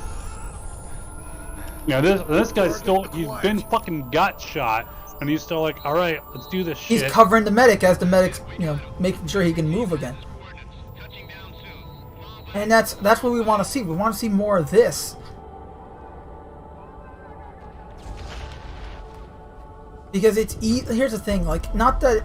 Again, we're not saying that you can't do it for a Spartan, right? We're not saying you cannot humanize a Spartan. But you have to work a whole lot harder at that shit. It's, first off, for the writers, especially given the modern day talent of the writing of the entertainment industry and like how the entertainment industry is right now, which isn't great. Yeah, right. The rocket right here. Yeah. To be fair, we do that in game all the freaking. Oh fuck yeah! Hey, they're coming into my fatal funnel. Fuck yeah, I'm gonna fucking throw a rocket at you. Yeah. Just every time I do it, I hear Jeff Steiser's voice. Overkill. But just this whole thing, this level of detail on not just because also too, we're being told a story without us being told a story. Like if you notice, there's very little dialogue except for your usual kind of battlefield chatter. You know, like what are we gonna do? This is we have to essentially hold yeah, here, like you know, this is gonna be because typical we're waiting on the Battlefield information from you know to identify where the chief is. Okay, you know that's pretty much it. Like there were all of maybe like 4 or 5 conversations here outside of the fighting, but it's a really well done, well put together cinematic short, and like I said, just the prop detail. Because like you can That's tell another thing these too are is the real props here look this isn't like amazing. CGI. Look at that This is sniper real rifle. stuff Look they're at. wearing. Well, I mean, I think this is actually CG, but like, look at the Well, I mean, a lot of this. the part, Halo 3 yeah, sniper but rifle, in- the Halo in 3 in the marine second part armor, of it, the Halo Yeah, 3 but, ODST like, armor.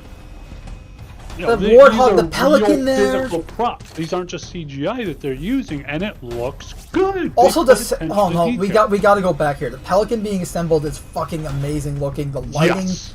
even though it's all Well, like special whole effects. segment, this whole segment, it's just like you're gearing up for what? Like honestly, Like look, if listen, I had listen for a something second. like that. Listen to the Yeah, sound. imagine if Right I'm gearing there. up my character and I'm So walking cool. past this every time, like fuck yeah. And imagine like you're watching this, but then imagine that these characters you're watching are named characters that you've come to know for say at least 2 Yeah, and they're episodes. like, all right, we're gearing up. Like, know, okay, Marines, pull your get weapons tactical. off, We're get in your moving out in vehicle, 10. we're You know, moving. it's just. And the BR-55s just coming out. The Magnum, the M6G Magnums over there. They just look so good. Pelican just coming up, just.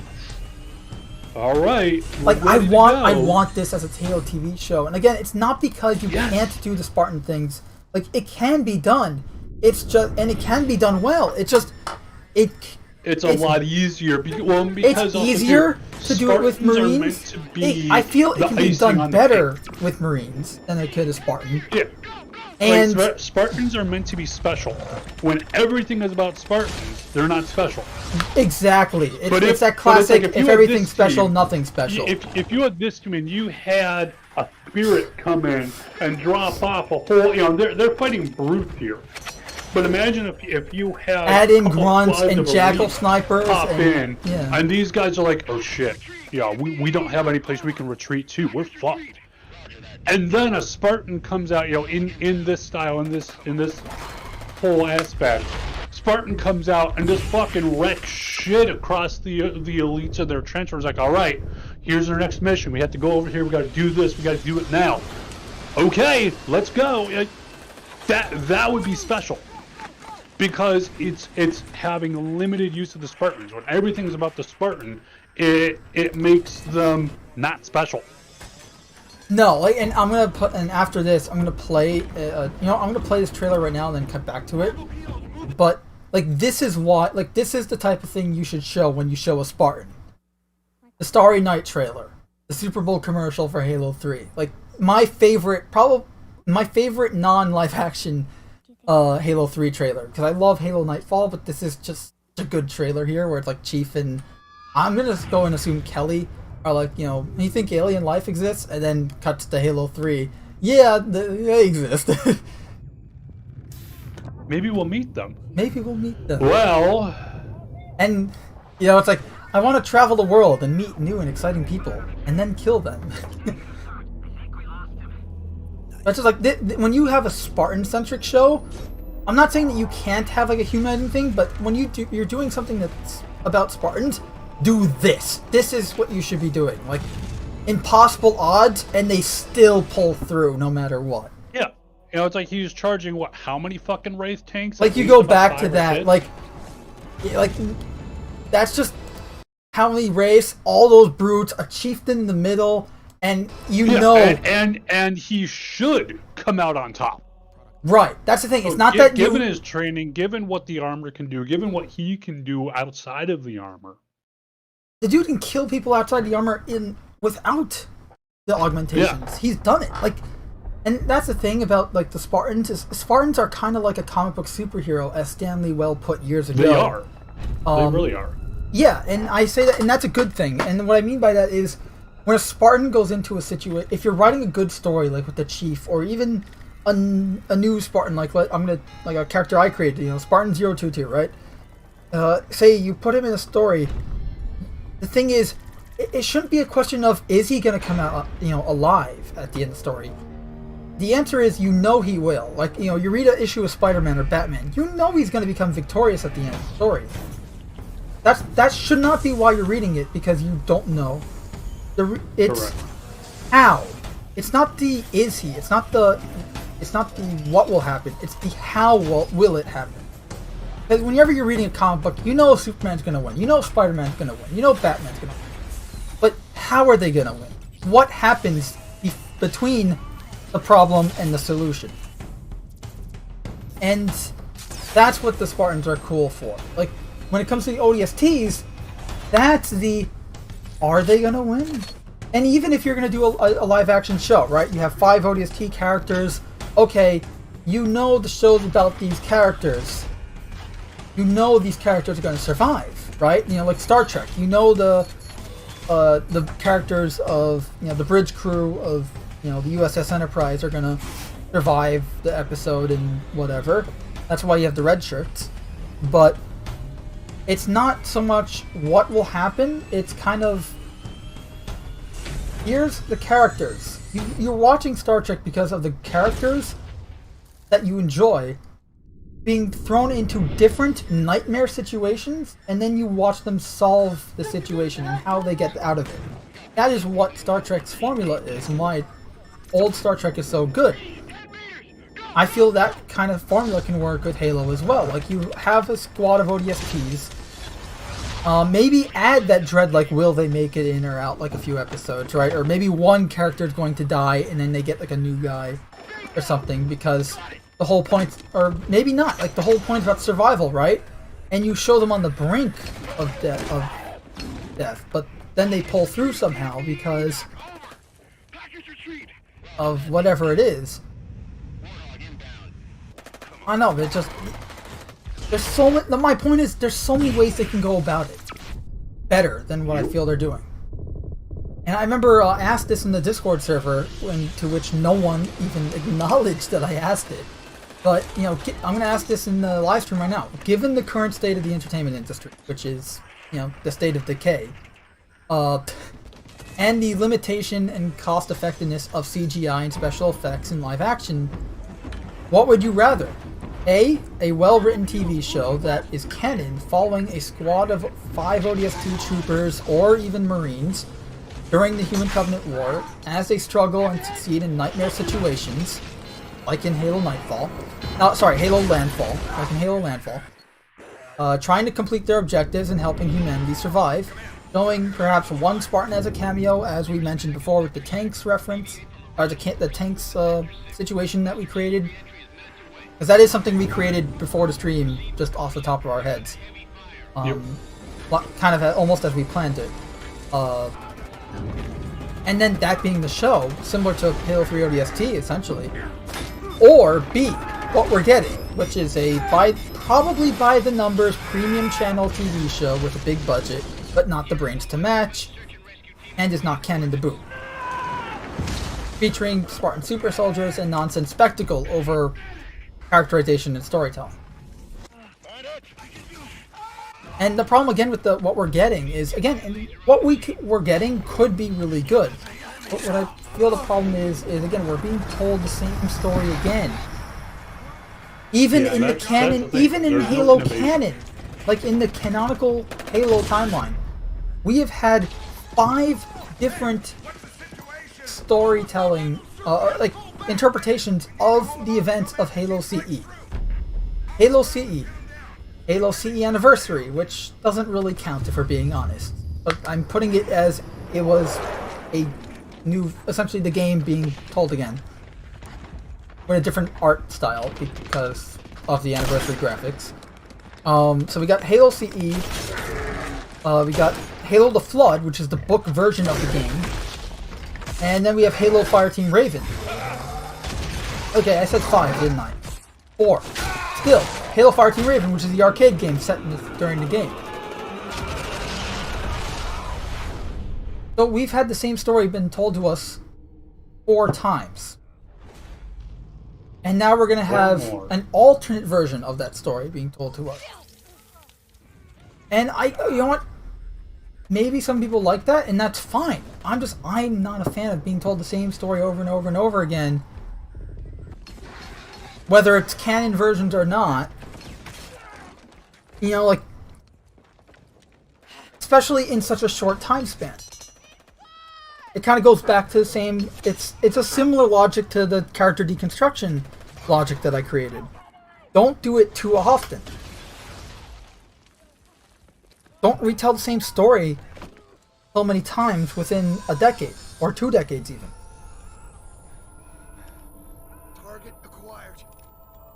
I now that is precisely the reason why people were pissed with Spider-Man live-action stuff, because you had the Sam Raimi trilogy, and then 2007 was Spider-Man 3, and then Spider-Man 4 was supposed to be 2010, then it got pushed back, and then literally like 2010 or 2011 it was decided to be a reboot and turned into The Amazing Spider-Man, which came out in 2012, and it's like, okay, it's been rebooted, and now it's getting rebooted again with Disney Marvel in 2016 with Spider-Man, with Captain America: Civil War. It's like, and people complain about Spider-Man getting in live action getting rebooted and having his origin retold over and over again. It's the same problem in Halo with Halo CE. Now, granted, Halo CE, the retelling isn't like the retellings aren't bad. It's just that you're retelling the same story over and over again, and it gets repetitive and annoying. When you can be telling new stories and expanding the universe. Like one of the book series of Halo that I'm really a big fan of, and many may disagree with me, and that's fine, is the Kelly Gay's series of I think people call it the Ace of Spades series of books. Pretty much starting with Halo Smoke and Shadow, then Halo Renegades, then Halo Point of Light. You are following Ryan Forge, the daughter of Sergeant John Forge from Halo Wars, who is a salvager in the Halo universe. She has a crew in her ship, the Ace of Spades, and she salvages ships and stuff, but her whole purpose of why she's a salvager is to look for her father and find out his fate. Whether he's alive or dead, she doesn't know, she doesn't care, she just wants to find out what happened. She wants that closure. She's hoping that she'll find him alive, but it's like... And she sometimes denies herself to think that they even consider that he might be dead, but deep down, in the story, like, she knows he might be dead, but she needs that closure. Like, she hasn't moved on. It's kind of like a Bruce Wayne, right, type thing. But it's a really interesting story, and the characters are written well, and you get a civilian experience of the universe. Or just it's not really civilian, because you learned she was in the Marines, so... But it's like... You're getting an external view of the Halo universe, or an external view from the standpoint of you're not the UNSC view, and you're not the Covenant view. You're not seeing things from the eyes of a UNSC Marine, or... a Spartan or whatever, and you're not seeing the eyes of things from the Covenant like you did with the Arbiter in Halo 2. You're seeing things from a completely external perspective of all that in the Halo universe, and it's really cool. And I love the story because of that, because it expands the universe and it makes it feel more alive.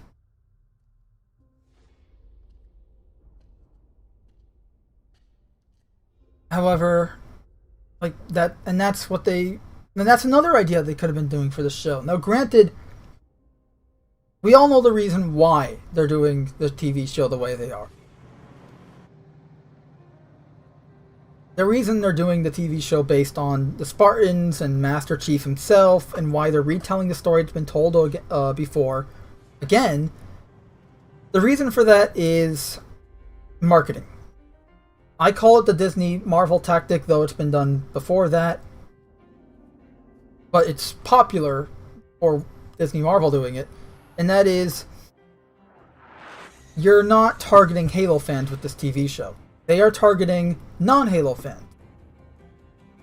They are targeting the audience that doesn't play the games or knows of the games, but that's really, like, they're not targeting guys like us, Cam. They're targeting guys like, you know, for lack of a better example, my mom, essentially, who doesn't really know the universe, Yeah, or even my dad. My dad's not a Halo guy. Like the normal non-gaming audience, or just non-Halo audience. Like, they're not targeting Halo fans. Yeah, and the thing of it is that you're not really going to do too well if you're trying to get people to watch your movie when you aren't targeting the audience the movie was at least originally based for. It's like you're trying to win over a new audience while completely ignoring, for the most part, your old audience. I'm wondering why it's not working. And the thing is, the reason they're doing that is because it's a bigger audience. Let's be real. It is a bigger audience. And by the way, the footage you're showing is Carter being genetically augmented as a Spartan 3 super soldier. You're essentially, it's a bigger audience, and that's the people who are going to be watching TV anyways. You know what I mean? Like, it's the same and I call it the Disney Marvel logic because that's the same logic that Disney Marvel uses for the MCU. You know, they're like, when you watch MCU movies, you know, I'll be fully honest. I've said this before. I'm not a huge fan of the MCU. I like Iron Man. I like Captain America: The Winter Soldier. And I like some of the ideas that they've had in some of the movies. But aside from that, I don't like many of the other movies. Some of them are enjoyable, but they're not really good because they change a lot of the stuff needlessly. And the point is to attract the non-comic book audience, the people that don't know these characters. And my logic is, if you really wanted to be successful, essentially, I wouldn't say one-to-one adapt things, but adapt it as closely as possible and only make changes where absolutely necessary, like where, like, you know, for believability, or, you know, for suspension of disbelief type stuff, make changes, or visually, like to a costume design, changes, because, for instance, Spider-Man, the Raimi trilogy, right? The Spider-Man suit has raised webbing. Comics don't have that. The reason for that is really interesting. It's because it was because of the camera. It was a visual thing for the movie itself. The camera wouldn't pick up the webbing really if it wasn't raised, and casting even a slightest of shadows on the costume, because it would just blend in and get lost in the red, and you just see a sea of red and blue if there wasn't raised webbing. Which is actually what, and you can see that with the new MCU films, but the webbing isn't as prominent. Even though the costume in set photos, the webbing is prominent. That's because it gets lost in the camera, because the camera doesn't pick it up as well. So they had the raised webbing being the solution for that, and it worked, and it still looks good. Look, that's what I mean by necessary changes. Like, absolutely necessary changes. But aside from that, you keep it as it was, because you gotta remember, Halo, Spider-Man, all these things, they gathered the popularity and the success that they did for a reason. You change whatever that reason is, and it's no longer that thing. It's no longer Spider-Man, no longer Halo. You want it to be what made it that thing, and made it popular, and made it successful. Because that's what's going to get people, like, you know, it worked once, it'll work again. At least that's my logic on it. That's my belief. If you just, I wouldn't say adapt one to one. Again, you can make changes, but if you keep it similar, like you can actually keep it maybe, for lack of a better term, 1 to 2 or 1 to 3 from the original material, and use that to just make your movie or TV show, whatever it is. It's pretty much still the same thing that was originally made, but now the changes were made so that it works in a different format of media, i.e., movie from comic, like from comic to movie, or video game to TV show. And this way, people who watch TV shows rather than play games, or whatever the audience is, can fall in love with the same thing that the video game players fell in love with, but they don't have to play the game, they can just watch the movie or the TV show. And that's what it is at the end of the day. And that's the problem with the Halo TV shows, that you're now getting an audience in. Say the hope is that they get the audience to like the TV show and then get the games afterwards. But the games are different from the TV. Granted, the games nowadays aren't that good anyway. Well, the modern games aren't. Still play Halo CE. I'm doing a modded playthrough of Halo CE Combat Evolved. Or Combat Revolved is the mod. And I'm also doing one called Halo Infinite Evolved. Both of them. But even this right now is a live action trailer. The video we're watching is literally called Halo, all live action trailers. So it's probably going to show some of the later ones too. But it just, I feel like if you're changing it to the point where you want to change it because like you want to be creative, freedom, have more creative freedom with it, because whatever you're adapting someone else's work essentially, then just either don't adapt that specific story or you need something else. Now again, if you want to do something like an alternate continuity, that's fine. That works great. It just, I don't know, it just depends. Like, for instance, if you're going to do an alternate version of Spider-Man, right?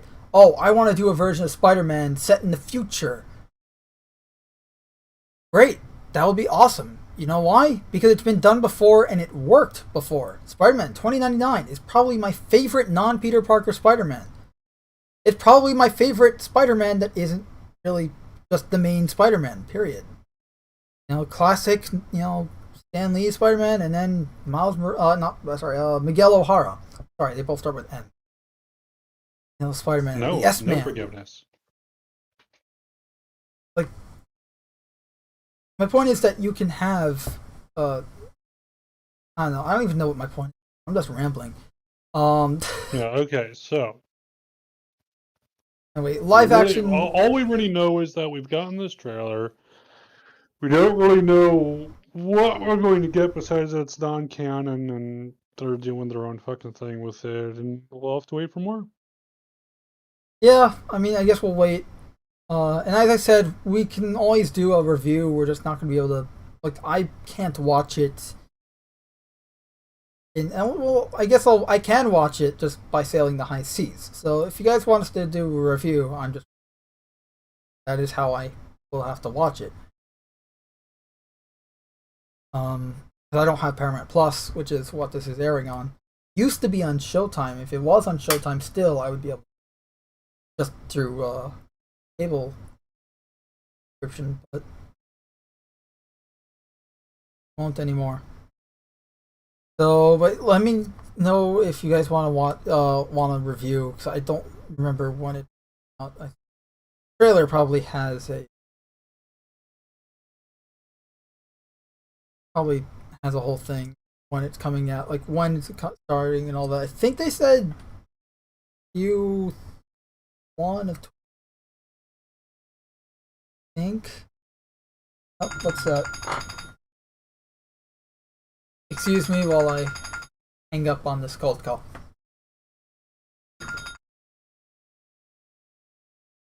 Rudely, I might add.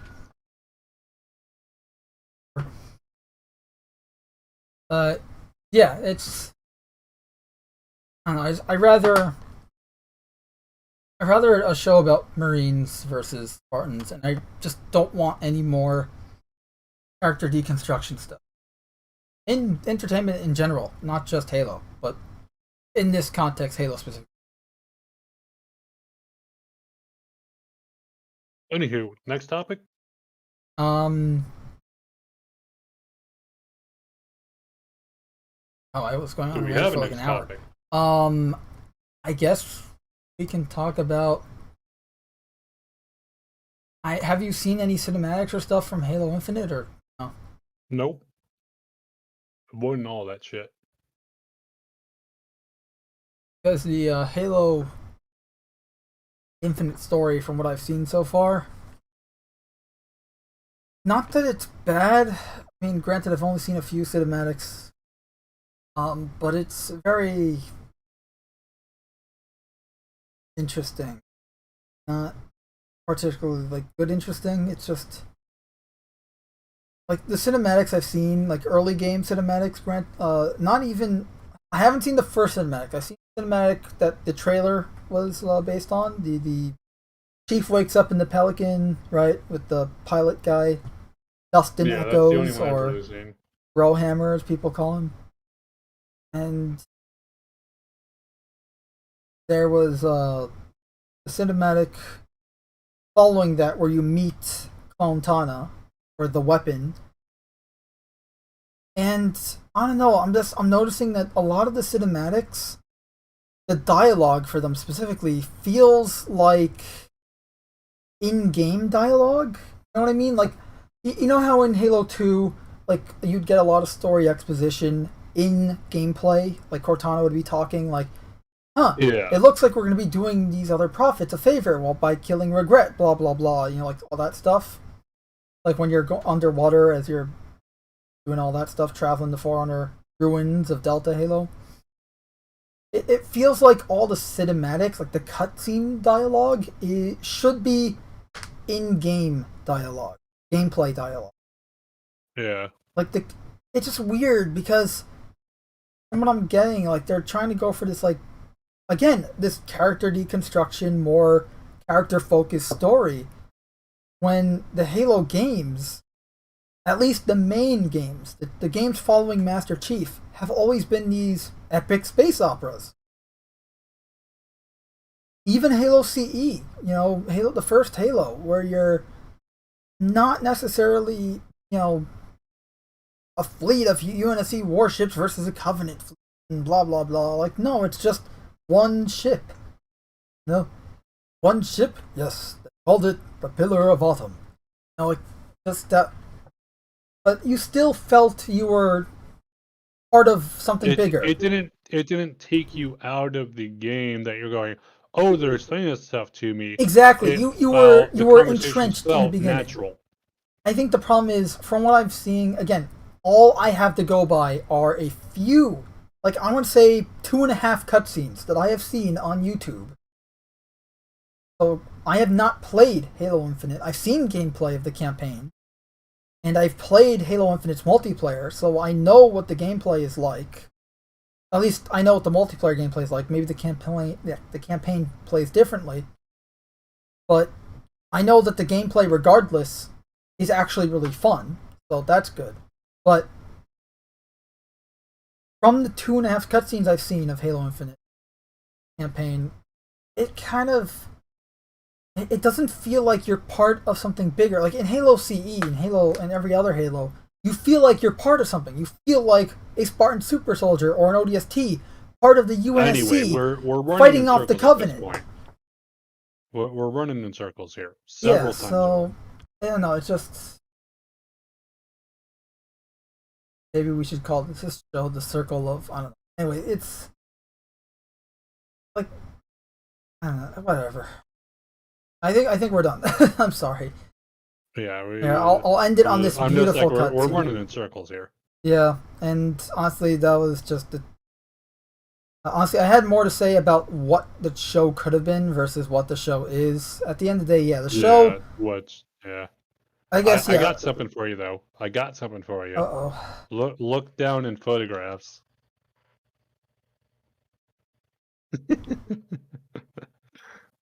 Don't even know what this is, but Um,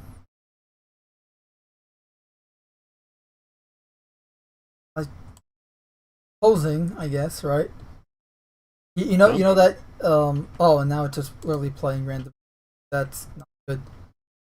yeah, just stop.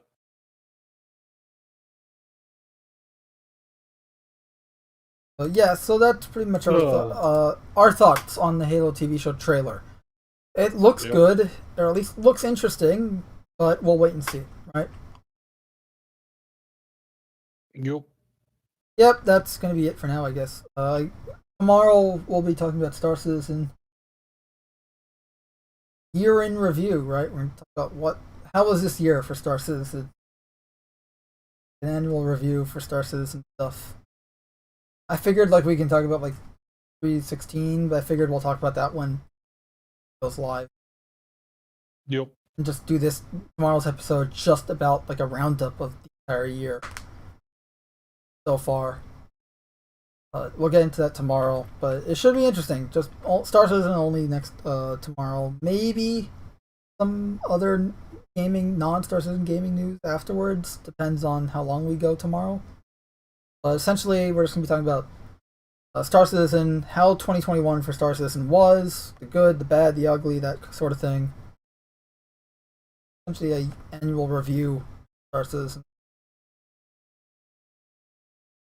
Yeah, and then Wednesday we got the Halo Infinite discussion, which is essentially, for lack of a better term, a review for Halo Infinite multiplayer. But it's mostly just going to be how about we were right and Halo Infinite unfinished. But on that note, I think we're going to call it.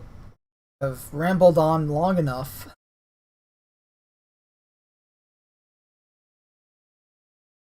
Yeah. Oh, and we'll be starting at 6:15 p.m. Eastern time for both tomorrow and.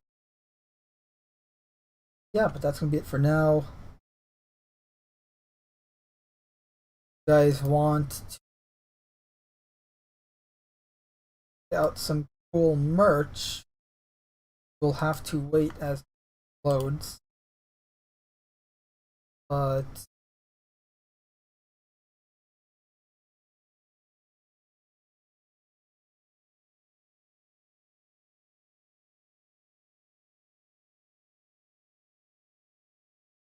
oh wow, that actually loaded.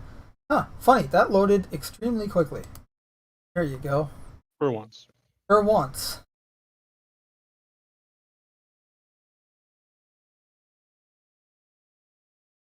I have to switch tabs here and all.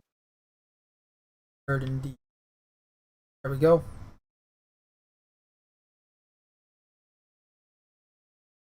So we got our merch store. There's merch. Star Wars is Dead T-shirt, stuff with our logo on it. Our gaming gear, which is a handicap sign for people to play video games. Hebrew version of the logo. Crotch shot T-shirt. Cams. The internet is not just for porn. iPhone case. The what the frick frack snick snack patty whack give a dog a bone kind of bullshit is this T-shirt, which I'm purely coincidentally wearing actually because it is super comfortable. Have you ever taken it off? I have like I do. I have multiple of them. I have them in like various colors. Let's see. So I have the steel. That any have been bought on the I store. know. I have the steel one. Well, I love the looks I get wearing it. I got the white one. I got the steel colored one, which I wear. I have like 3 of these steel colored ones, so I wear this one a lot. I have the blue one, and I have the pink one because for shits and giggles, I have. Giggles and shits. Giggles and shit.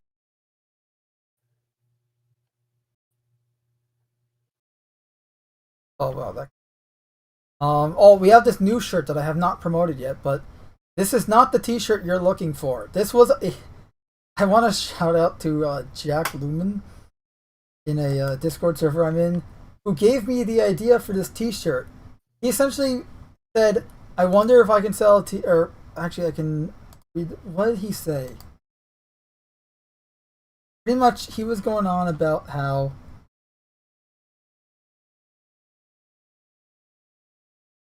what was it? I'm trying to get it here to quote him. I'm trying to get a T-shirt out. I would like epic patches so I can put it on any clothing I like that is not a T-shirt or something along those lines. And I don't know why, but I instantly thought I'm going to make a T-shirt that says it is not a T-shirt on it. And so then it just evolved into this, and now I have a sweatshirt that says this. Yeah. Also, if you're in our Discord server, we do have a special T-shirt that is not on the website, as you can see. I mean, it is there, but you can only access it through a link that we can give you.